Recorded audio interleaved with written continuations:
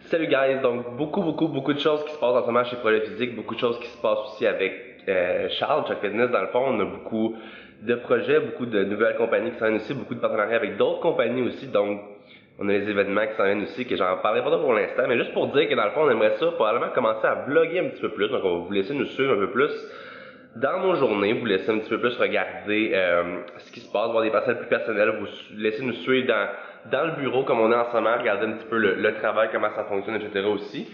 Mais aussi un petit peu en même temps, vous laisser voir nos rencontres, nos journées, comment ça fonctionne, pour essayer de vous motiver là-dedans aussi, parce que je me rappelle de mon côté, ça m'intéressait beaucoup de savoir mes modèles, un petit peu comment ça fonctionnait leur journée, comment est-ce qu'ils peuvent réussir d'autres façons que juste physiquement aussi. Donc, Projet Physique va toujours rester la plateforme de coaching que je vais utiliser par Facebook aussi. Je vais par exemple à m'ajouter sur Instagram et sur Snapchat pour nous suivre un petit peu plus dans le quotidien. Puis ces vlogs-là, dans le fond, vont être uploadés à chaque semaine sur notre page YouTube également disponible. Donc, si vous voulez juste faire le tour un petit peu à chaque semaine, on va essayer de vous montrer le maximum de contenu avec ça aussi. Puis vous faire, comme je disais, découvrir des parties un peu plus personnelles. Donc on va mettre très bientôt disponible une nouveau vidéo. Le Mount Opener, le fameux challenge qu'on a fait avec Jacinthe et avec Charles aussi. Donc c'est un peu qu'est-ce qu'on va vous faire découvrir un petit peu avec, comme je disais, avec le vlogging. Ça va être faut avoir d'autres parcelles un petit peu, des parcelles plus drôles aussi, mais des parcelles plus sérieuses, comme je disais, des affaires plus personnelles. Le but dans le fond avec ça, ça va être de se tasser un petit peu juste du fitness puis de l'entraînement. C'est vrai que ça va tout le temps rester l'objectif numéro un de vous montrer le maximum de contenu en entraînement, mais vous savez à quel point l'entrepreneuriat et le marketing aussi nous intéresse beaucoup, donc c'est quelque chose que j'aimerais ça beaucoup pouvoir vous montrer davantage aussi. Puis comme je disais, vous faire découvrir plus des parties un petit peu de notre vie professionnelle aussi. Donc l'été qui se termine, j'ai décidé de commencer une petite prise de masse un petit peu. On est déjà rendu à un petit 6 livres de prix depuis peut-être les 2 dernières semaines. Il reste quand même des abdos, certains qui commencent à être un petit peu plus, en fait, un peu moins définis. Mais c'est pas grave. On a l'été, on a l'hiver qui s'en vient, donc ça va être pour ça, on va prendre la masse. Salut guys, petit workout en commentaire aujourd'hui. On a fait un petit workout très simple au niveau des jambes, mais qui a été tellement effectif honnêtement. On a commencé avec un 5x5 au niveau du squat, puisqu'on est monté, on a pris un petit réchauffement au départ, mais on est monté rapidement jusqu'à, je pense, c'est 2 plates 35 environ qu'on a été.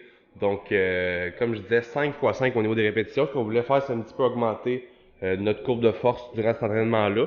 Faire un petit peu différent de temps de faire des très hautes répétitions ou des supersets. Fait qu'on a vraiment été plus sur de la force pour commencer.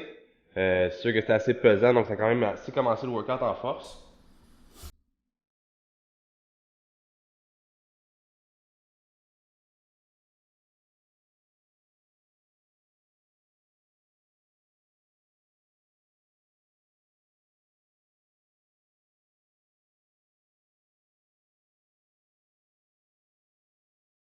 Donc par la suite, on est tombé sur des lunges avec dumbbell.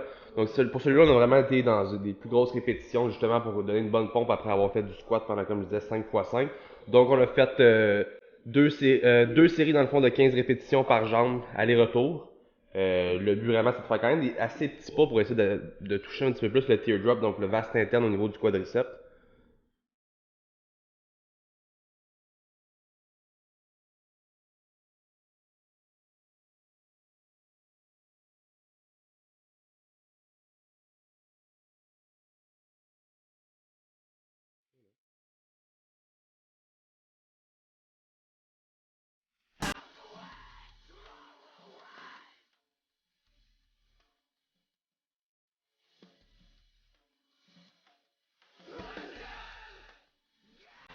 Donc on est tombé ensuite sur le fameux leg extension, donc le classique qu'on fait probablement à chaque fois pour bien contrôler au niveau des quadriceps. Comme vous voyez, on a vraiment été assez lentement au niveau de la contraction pour chaque répétition. Ce qu'on voulait vraiment, comme je disais tantôt, c'est contrôler au maximum au niveau de ce workout-là pour vraiment bien sentir le muscle. Pas aller trop vite non plus, justement, on était déjà brûlé un petit peu à la fin des squats, puis à la fin des lunges aussi. Donc on a vraiment comme diminué la charge vraiment de beaucoup pour un peu se contrôler au complet au niveau de la phase excentrique, puis garder peut-être un 2-3 secondes au haut du mouvement pour vraiment pas une bonne pompe, c'est certain, mais aussi vraiment bien contrôler au niveau du quadriceps.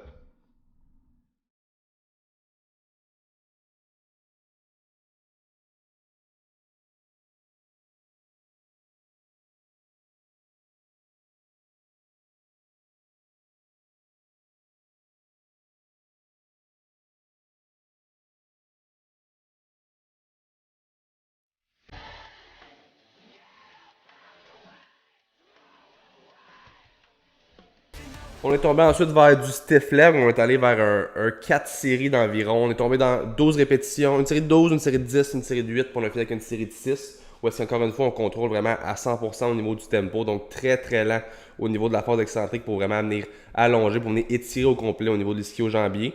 Le but, encore une fois, c'est vraiment, comme je disais toujours, c'est au niveau de la contraction. Quand on monte en haut du mouvement, on contrôle vraiment au niveau du squeeze au niveau des fesses, puis bien squeeze au niveau des ischio-jambiers aussi. Donc, c'est vraiment un mouvement contrôlé de A à Z.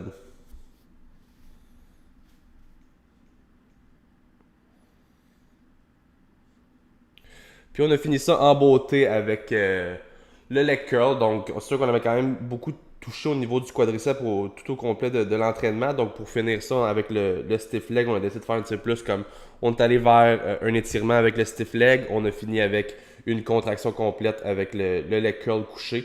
Donc, encore comme tous les autres exercices de ce workout-là, très, très, très contrôlé au niveau de la force excentrique. On vient bien squeezer.